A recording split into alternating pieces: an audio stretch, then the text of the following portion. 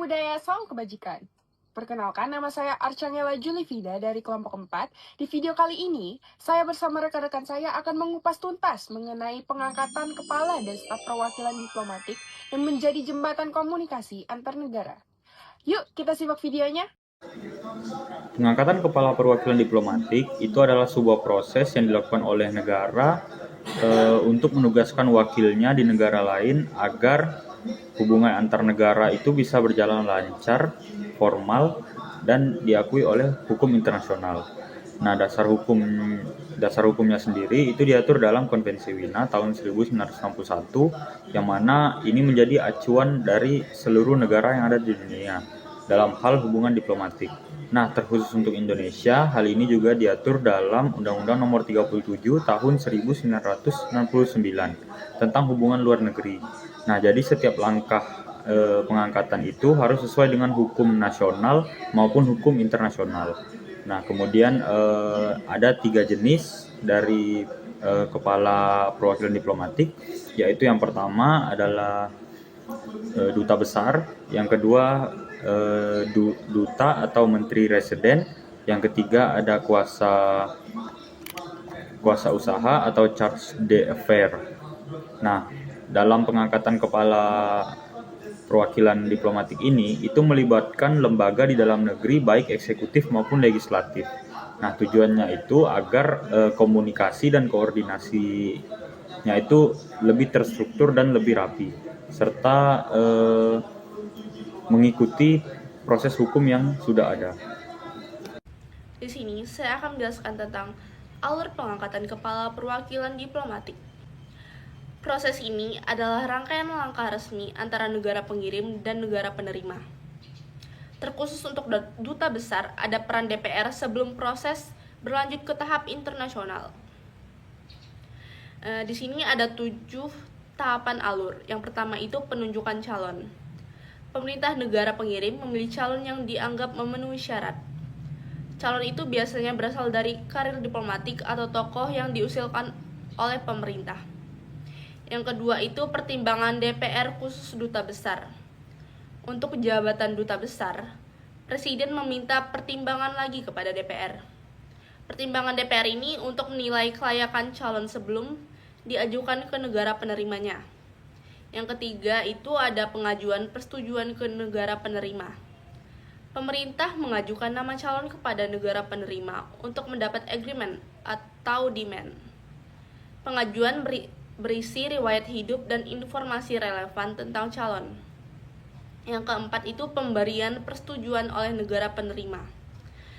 Negara penerima berhak memeriksa atau memutuskan atau menerima atau menolak calon. Keputusan ini didasarkan pada riwayat hidup dan pertimbangan diplomatik yang lainnya. Yang kelima, pelantikan oleh Presiden.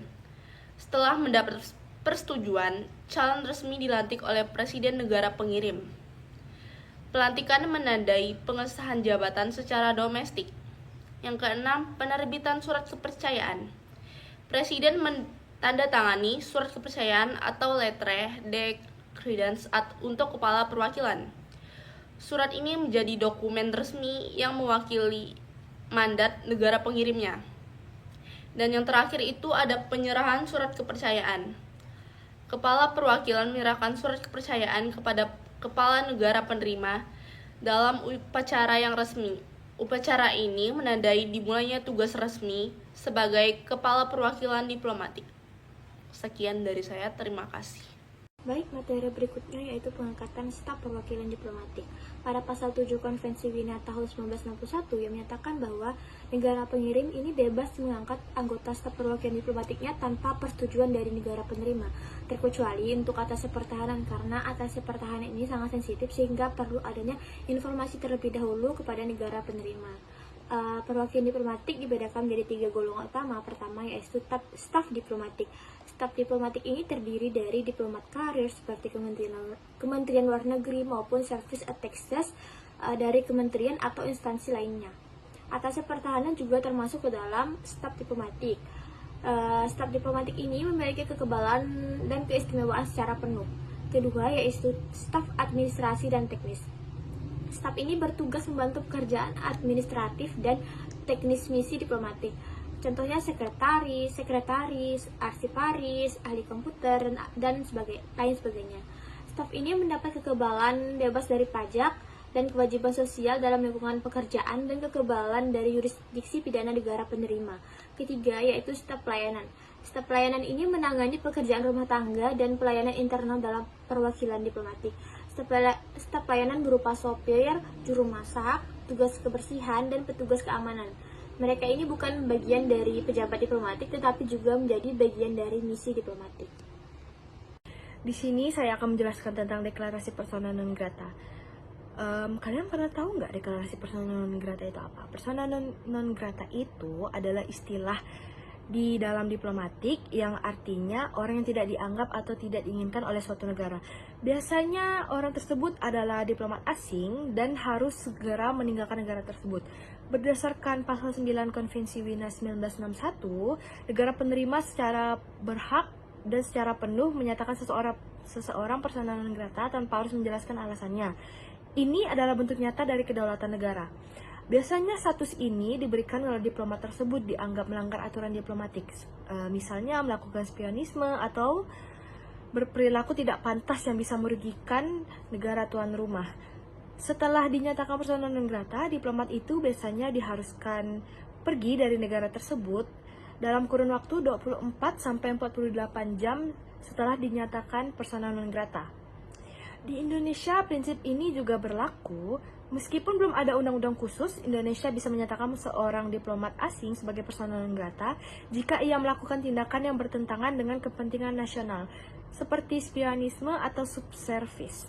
Namun, perlu diingat, langkah ini bisa berdampak besar terhadap hubungan antar negara. Negara asal diplomat bisa saja membalas dengan tindakan serupa, sehingga hubungan diplomatik bisa menjadi tegang. Selanjutnya adalah materi keadaan eksepsional deklarasi persona non grata. Nah, sebelum kita masuk ke materi lebih lanjut, aku mau lihat teman-teman nih. Kalian bisa jawab dari hati atau ya langsung jawab aja. Nah, aku mau tanya, apa sih pengertian persona non grata? Kan dari tadi kan dibahas terus nih persona non grata, tapi teman-teman aja tahu nggak artinya? Aku kasih waktu 3 detik. 1, 2, 3. Nah, kalau misalnya nggak tahu, persona non grata itu adalah seseorang yang tidak diinginkan lagi. Artinya, kalau misalnya orang itu dari negara pengirim, artinya dari negara penerima itu sudah tidak menginginkan dia. Nah, agar kita lebih memahami kenapa sih seseorang itu bisa dikenakan persona non grata, aku akan bahas materinya lebih lanjut. Nah, di keadaan eksepsional ini sendiri adalah situasi di mana suatu negara penerima itu sewaktu-waktu menyatakan seseorang diplomat itu sebagai persona non grata. Artinya, dari negara penerima itu dapat menyatakan diplomat yang dari negara pengirim itu sebagai persona non grata. Nah, tanpa memberikan alasan resmi. Nah, hal ini diatur dalam pasal 9 Konvensi Wina tahun 1961 tentang hubungan diplomatik. Teman-teman boleh buka ya di Google, kalian boleh searching itu isinya gimana. Nah, kemudian yang memberikan hak diskresi mutlak kepada negara penerima untuk menolak keberadaan diplomat tersebut di wilayahnya. Biasanya seseorang dikenakan persona non grata itu ada beberapa hal, ada beberapa pelanggaran yang dilakukannya. Yang pertama itu spionase. Nah, spionase itu gampangnya adalah seseorang yang ingin mengetahui lebih lanjut tentang privasi militer di suatu negara. Nah, itu kan dilarang ya, karena ada privacy kan di dalam suatu negara. Nah, biasanya orang bisa dikenakan persona non grata karena spionase. Kemudian yang kedua itu tindakan yang mengancam keamanan negara. Seperti yang teman-teman tahu, siapa sih yang mau negaranya tidak aman? Maka dari itu, negara penerima melakukan persona non grata kepada siapapun yang mengancam keamanan negara. Kemudian yang ketiga ada tindak kriminal.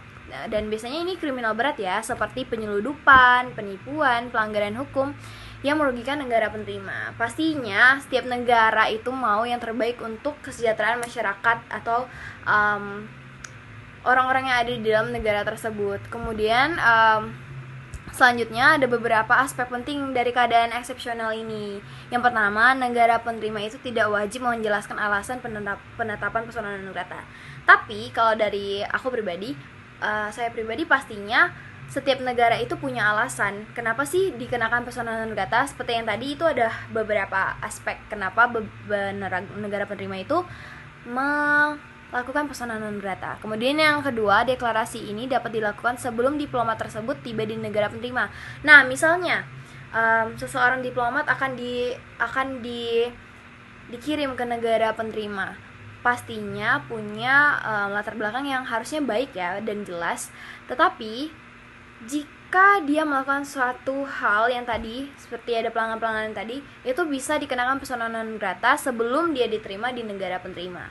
Kemudian dalam kasus penolakan, negara pengirim harus menarik diplomat tersebut untuk mengakhiri tugasnya di negara penerima. Artinya kalau misalnya dia sudah melakukan pelanggaran, berarti diplomat tersebut harus ditarik oleh negara pengirim karena sudah melanggar dan dia sudah tidak ada kekebalan dan keistimewaannya dikarenakan tadi dia terkena persona non grata. Kemudian keadaan ini umumnya terkait dengan ancaman keamanan, di mana pelanggaran hukum yang berat dan kemudian hipotesis keadaan darurat yang memerlukan tindakan cepat dan melindungi kepentingan nasional. Maka dari itu tadi kalau misalnya seorang diplomat atau seseorang yang dikirim dari negara pengirim itu sudah melakukan tindakan tidak menyenangkan atau melanggar keamanan juga di suatu negara penerima, maka dari itu diplomat tersebut harus cepat ditarik. Kemudian makna dan fungsi dari eksepsional deklarasi persona non grata ini pasti ada dong. Nah, makna dan fungsinya yang pertama itu mencerminkan hak kedaulatan negara dalam menjaga dan kepentingan nasional. Maka dari itu tadi harus ada penarikan, kemudian terkena persona non grata karena ada pelanggaran yang dilakukan oleh seorang diplomat. Nah, ini juga mencerminkan bagaimana suatu negara penerima itu menjamin kedaulatan keamanan dari keamanan nasional. Kemudian menjadi mekanisme penting dalam hubungan diplomatik untuk mengatur perilaku staf diplomatik asing. Yang artinya gini, kalau misalnya kita mengenakan persona non grata kepada diplomat negara pengirim, itu kita bisa mengajari atau memberikan suatu warning kalau misalnya ini loh yang nggak boleh dilakukan di suatu negara penerima seperti itu. Jadi itu akan jadi pelajaran buat diplomat yang akan dikirim ke negara penerima tersebut. Kemudian selanjutnya digunakan untuk menghindari keberadaan pihak yang dianggap merugikan dan berbahaya bagi negara penerima. Itu tadi pastinya untuk keamanan nasional, di mana setiap warga negara itu pasti ingin keamanan dong, kesejahteraan. That's why digunakan untuk menghindari keberadaan pihak yang dianggap merugikan. Selanjutnya yaitu penarikan kembali atau recalling. Penarikan kembali atau recalling adalah tindakan negara pengirim untuk menarik pejabat diplomatiknya dari negara penerima. Tindakan tersebut merupakan hak penuh dari negara pengirim dan telah diatur dalam Konvensi Wina 1961. Recalling dapat terjadi karena 3 hal utama. Yang pertama itu karena masa tugasnya telah selesai. Ketika seorang duta besar telah mengakhiri masa jabatannya, dia akan menyerahkan letter of recall kepada kepala negara penerima. Ini menandakan bahwa tugasnya secara resmi telah berakhir. Diatur dalam pasal 43 Konvensi Wina 1961.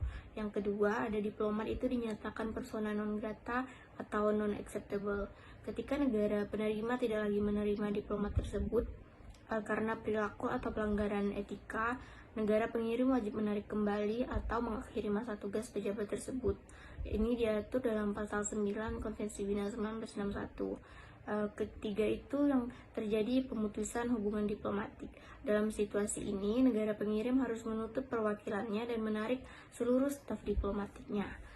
Ketika ditarik pulang, diplomat itu tidak lagi memiliki kekebalan atau hak istimewa di negara penerima. Tapi recalling itu tidak selalu berarti bahwa hubungan diplomatik itu putus total. Kadang hanya bersifat sementara untuk konsultasi atau penyesuaian kebijakan. Jadi recalling adalah mekanisme penting dalam diplomasi untuk menjaga stabilitas, kehormatan, dan hubungan bilateral antar negara. Semua ketentuannya diatur dalam Konvensi Wina 1961. Pada Maret 2024, Austria mengusir 2 diplomat Rusia karena dianggap melakukan tindakan yang tidak sesuai dengan status diplomatik mereka. Pengusiran ini menambah jumlah diplomat Rusia yang diusir Austria menjadi 11 orang sejak tahun 2020 melalui beberapa aturan pengusiran. Meski pemerintah Austria tidak memberikan detail spesifik pelanggaran, sejumlah pejabat menyebutkan indikasi keterkaitan dengan aktivitas mata-mata. Pemerintah Rusia membantah tuduhan tersebut, menilai keputusan Austria tidak berdasar, dan menyatakan akan memberikan respons diplomatik yang tegas. Tindakan ini didasarkan pada prinsip persona non grata sesuai Konvensi Wina 1961 yang memungkinkan negara penerima mengusir diplomat asing jika dianggap melanggar aturan atau kepentingan negara tersebut. Baik, di sini saya akan memberikan kesimpulan dari apa yang sudah rekan-rekan saya jelaskan sebelumnya. Yang pertama mengenai pengangkatan kepala perwakilan staf diplomatik. Nah, ada 4 tahap nih. Yang pertama yaitu penunjukan yang dilakukan oleh negara pengirim. Yang kedua ada persetujuan dari negara penerima. Berikutnya ada pelantikan yang dilakukan oleh presiden, dan yang terakhir yaitu pengiriman surat yang dianggap sebagai surat resmi kepercayaan yang dimana dimulainya suatu tugas dari si diplomatik tadi. Berikutnya yang mengenai pengangkatan staf perwakilan diplomatik. Nah, kalau staf ini beda sama kepala. Yang kalau staf, dia itu dilakukan secara bebas oleh negara si pengirim. Nah, kecuali untuk atas pertahanan, karena membutuhkan klasifikasi khusus seperti staf diplomatik, administrasi teknis, dan pelayanan. Namun disesuaikan lagi dengan tingkat kekebalan diplomatiknya tadi. Yang berikutnya lagi yaitu persona non grata. Nah, persona non grata itu sendiri itu apa? Itu tadi udah dijelaskan oleh rekan saya sebelumnya. Persona non grata itu merupakan hak mutlak yang diberikan oleh negara penerima. Untuk apa hak mutlak ini? Hak mutlaknya ini untuk menolak ataupun bisa juga untuk mengusir para diplomatik asing yang berada di negara mereka. Gunanya itu untuk apa? Untuk menjaga kedaulatan dan keamanan dari negara si penerima ini. Berikutnya mengenai pemanggilan kembali ataupun recalling. Nah, recalling atau pemanggilan kembali ini yaitu suatu mekanisme yang formal, yaitu mengenai ketika negara pengirim itu menarik kembali para diplomatik mereka untuk kembali. Bisa dengan beberapa alasan. Yang pertama, mungkin memang karena sudah habis tugas. Berikutnya, karena melakukan pelanggaran, ataupun memang sudah berakhirnya hubungan diplomatik antar negara tersebut. Dan yang terakhir mengenai keadaan eksepsional persona non grata, yaitu dimana ketika seorang diplomatik itu bisa banget tiba-tiba dia diusir ataupun ditolak oleh negara penerima. Nah, ketika ditolak ini gunanya nih untuk menjaga kedaulatan dari negara si penerima itu tadi, makanya mereka ditolak. Nah, semua ini nih berlandasan dari Wina 1961. Gunanya itu untuk apa? Untuk menjaga ketertiban dan kerjasama yang baik antar negara diplomatik.